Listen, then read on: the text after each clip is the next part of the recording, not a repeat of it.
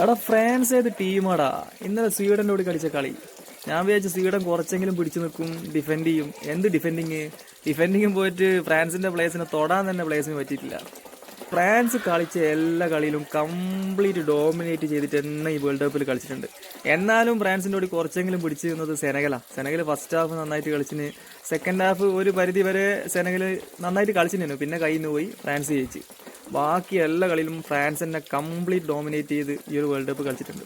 Defence, attacking, midfield എല്ലാം ഇത്രയും തികഞ്ഞൊരു team ഈ വേൾഡ് കപ്പിലുണ്ടെന്ന് എനിക്ക് തോന്നുന്നില്ല.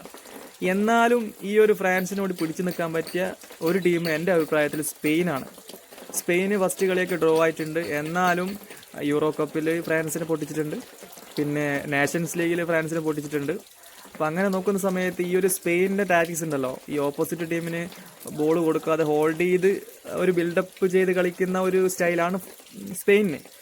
അപ്പോൾ ആ ഒരു ടാക്ടിക്സ് ചിലപ്പോൾ ഫ്രാൻസിൻ്റെ അടുത്ത് വർക്കൗട്ട് ആവുമായിരിക്കും. എന്നാലും ഫ്രാൻസിൻ്റെ മുകളിലൊന്നും ഞാൻ സ്പെയിനിനെ വെക്കുന്നില്ല. എന്നാലും ഇവരോട് പിടിച്ചു നിൽക്കാൻ പറ്റിയൊരു ടീം എൻ്റെ അഭിപ്രായത്തിൽ സ്പെയിനാണ്. എന്തായാലും നമുക്ക് നോക്കാം ഈ ഒരു ടീമിനെതിരെ ബാക്കിയുള്ള ടീംസ് ഇനി എങ്ങനെ കളിക്കുന്നത്.